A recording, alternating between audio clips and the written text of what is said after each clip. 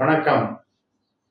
அன்பார்ந்த குரு ஜோதிடம் நேயர்களுக்கு நம்ம பல ஆண்டுகளாக ஜோதிடத்தில் டிகிரி சுத்தமாக பார்க்கறத நீங்கள் பயன்படுத்தி வர்றீங்க.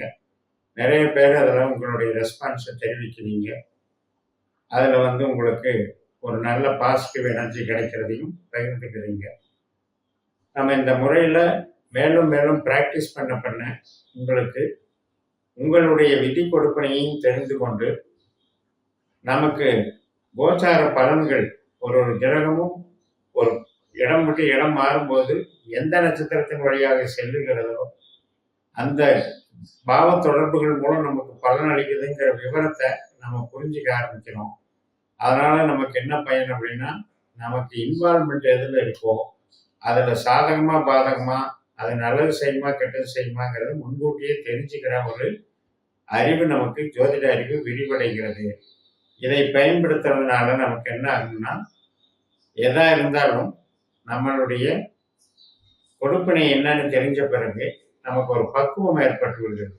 இதுதான் நமக்கு நடக்கும் என்றால் அந்த பாதைக்கு சாதகமாக நம்ம எந்த விஷயத்தை தேர்ந்தெடுத்தா செயல்படும் தெரிஞ்சு நம்ம அதில் பயன்படுத்தி போகலாம். இந்த பதிவு சிம்ம லக்ன அன்பர்களுக்கு செவ்வாய் சுக்கிரன் சுப விளைவு. சிம்ம லக்னத்திற்கு 11ஆம் இடத்துல இருக்கக்கூடிய செவ்வாய் குருவனுடைய நட்சத்திரத்தில் பயணிக்கிறார். 3ஆம் இடத்துல இருக்கக்கூடிய சுக்கிரன் துலா ராசியில குருவனுடைய நட்சத்திரமான விசாக நட்சத்திரத்துல பயணிக்கிறார். புனர்பூசம், விசாகம், பூரட்டாதி இந்த மூணுமே குருவனுடைய நட்சத்திரம். அப்ப இந்த நட்சத்திர தொடர்புகள் மூலமாக கிரகங்கள் ஒன்றோடொன்று ஒரு அண்டர்ஸ்டாண்டிங் வச்சு ஒரு சுப விளைவை ஏற்படுத்தி நமக்கு பலன் அளிக்குதுங்கிறத சொல்றதுக்கு தான் இந்த பதிவு. இது அக்டோபர் 4ஆம் தேதியிலிருந்து அக்டோபர் 15ஆம் தேதி வரைக்கும் 12 நாட்கள் இந்த செவ்வாய் சுக்கிரனுடைய சுப விளைவை நம்ம அனுபவிக்கிறோம்.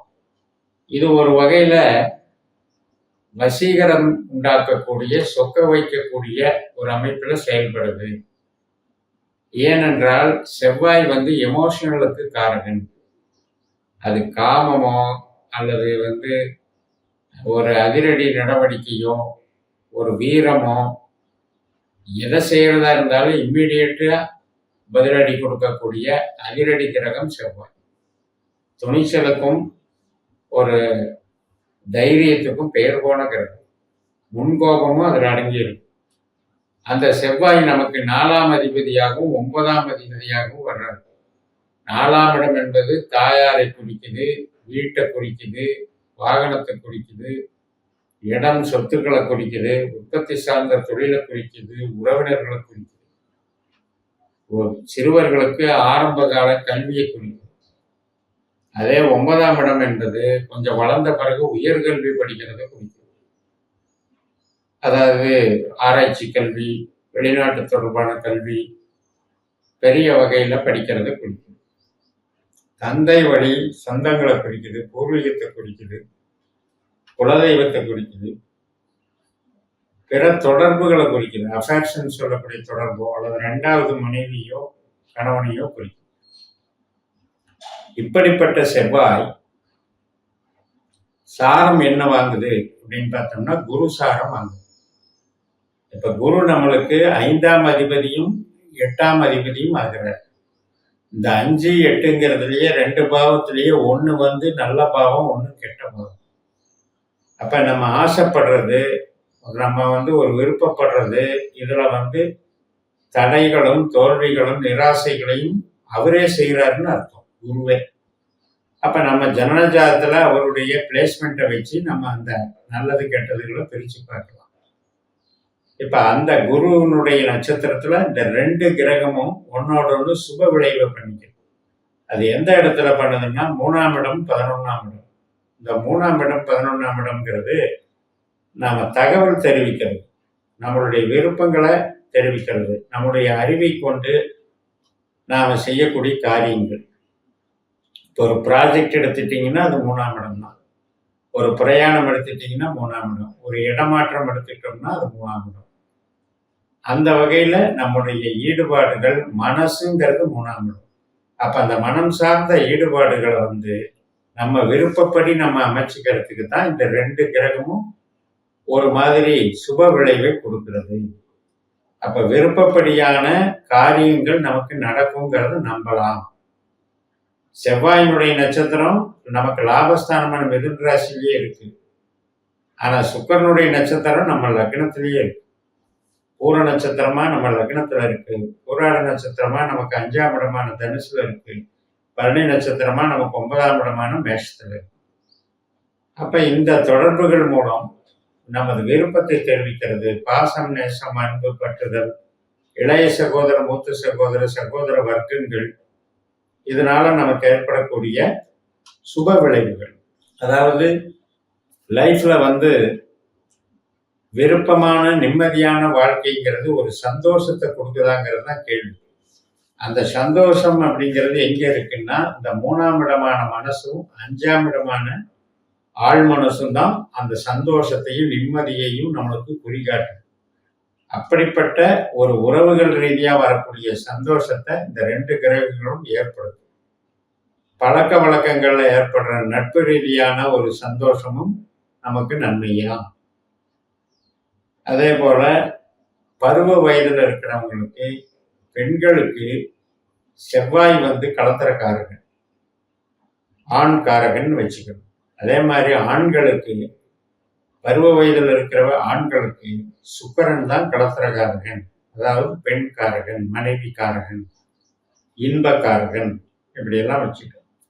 அப்படிப்பட்ட அந்த ஒரு உறவுகளுக்கு இது வலிமை சேர்க்கக்கூடிய அமைப்பில் இந்த இடம் வந்துச்சு. பட் இதெல்லாம் நம்ம ஜனன ஜாதகத்துல செவ்வாய் கிரகமோ சுக்கிரன் கிரகமோ கெட்டிருக்க கூடாது.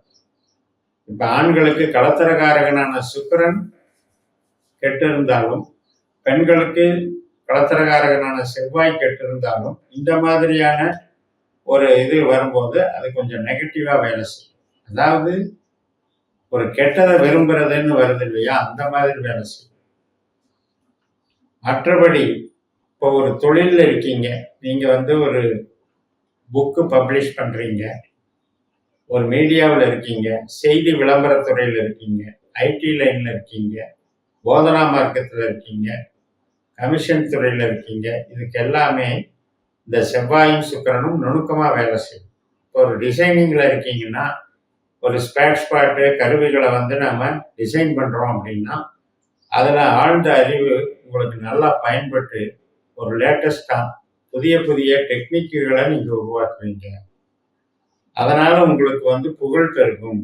உங்க வேலையில உங்களுக்கு நம்ம நல்லா செஞ்சிருக்கோன்ற மன திருப்தி வரும். இந்த விஷயத்த அது கொடுக்குது. அப்ப நமக்கு அடிப்படையில அந்த லக்னம் என்பது அந்த அளவுக்கு வேலை செய்யும். வளர்ச்சியை கொடுக்குது, டெவலப்மெண்ட்டை கொடுக்குது. திருமண காரியங்கள் நடக்கிறவங்களுக்கு அது சாதகமா இருக்கு இந்த விளைவுகள். அதனால உறுதிப்படுத்திக்கிறதுக்கும், ஒருத்தரை பார்த்து நாம ஒரு புரிதலை உண்டாக்கிக்கிறதுக்கும் இது சப்போர்ட் பண்ணும். குழந்தை பிறப்பு, வீட்டில் நடக்கக்கூடிய சுபகாரியங்களுக்கெல்லாம் சாதகமா இருக்கு. செவ்வாய் என்பது பூமிக்காரகன், விவசாயம் சம்பந்தப்பட்டது, ரியல் எஸ்டேட்ல இடம் விற்கிறது வாங்கிறது, இது சம்பந்தப்பட்ட விஷயத்துக்கு சாதகமாக இருக்கு. ஸ்பேர் பார்ட்ஸ் கருவிகள் சம்மந்தப்பட்டது, பில்டிங் கன்ஸ்ட்ரக்ஷன் சம்மந்தப்பட்டது, இதுக்கெல்லாம் எலக்ட்ரிக்கல் குட்ஸு, எலக்ட்ரானிக்ஸ் சம்மந்தப்பட்ட கருவிகள், இது எல்லாத்துக்குமே சாதகமாக இருக்கு. அதனால ஐடி லைனு, கம்யூனிகேஷன்ல இது மிகப்பெரிய ஒரு வளர்ச்சியை உண்டாகும். சுக்கிரனும் கம்ப்யூட்டர் கிரகம் தான். சுக்கிரனும் கவர்ச்சியான விஷயங்களை வச்சிருக்கு. இப்போ ஒரு பெரிய லேட்டஸ்ட் வகை கார்கள் இருக்கு, சொகுசு வாகனங்களை சுக்கிரன் குறிக்கிறார். அந்த ஃபீல்டு மற்றும் எலாபரேட்டா இன்டீரியர் டெக்கரேஷன் பண்றது, திருமண மண்டபங்களில் டெக்கரேஷன் பண்றது, ஆவரணங்கள், டெக்ஸ்டைல் இண்டஸ்ட்ரியில டிசைனிங்கா பண்றது, ஃபேன்சி ஐட்டங்களா பண்றது, இது எல்லாத்துக்குமே சினிமா துறையிலையும் சுக்கிரன் கவர் ஆகும். இது எல்லாத்துக்குமே வளர்ச்சி. அப்ப அப்படிப்பட்ட துறைகள்ல நம்ம ஒரு ஓவர்லுக் பண்ற இடத்துல இருக்கோம், ஒரு மேனேஜ்மெண்ட் பார்க்குற இடத்துல இருக்கோம். அப்படிங்கும்போது அதனுடைய சாதகம் நமக்கு பயன்படும். அப்ப சிம்ம லக்னத்திற்கு இந்த பலன்கள் சுக்கிரன் அண்ட் செவ்வாய். சுக்கிரன் வந்து நமக்கு தொழில் ஸ்தானாதிபதி, செவ்வாய் வந்து நமக்கு பாக்கியாதிபதி, நல்ல சூழல்களை ஏற்படுத்தக்கூடிய அதிபதி. இந்த 2 பேரும் ஒரே நட்சத்திரத்தில் பயணித்து ஒரு சுப விளைவை ஏற்படுத்துகிறார்கள். அதுவும் அது குரு நட்சத்திரம், சுப கிரகத்தினுடைய நட்சத்திரம், நம்மளுக்கு பூர்வ புண்ணிய ஸ்தானாதிபதியினுடைய நட்சத்திரம். அப்படின்ற வகையில நமக்கு சிறப்பான பலன்களை அனுபவிக்க இருக்கிறீர்கள் என்று சொல்லி நிறைவு செய்கிறேன். இந்த சேனலை சப்ஸ்கிரைப் பண்ணி ஷேர் பண்ணுங்க. உங்கள் தனிப்பட்ட ஜாதக பலாபலன்களை என்னுடைய வாட்ஸ்அப் நம்பரில் தொடர்பு கொண்டு பலன் பெறுங்கள். உங்களிடமிருந்து விடைபெறுகிறேன். உங்கள் JMS. நன்றி, வணக்கம்.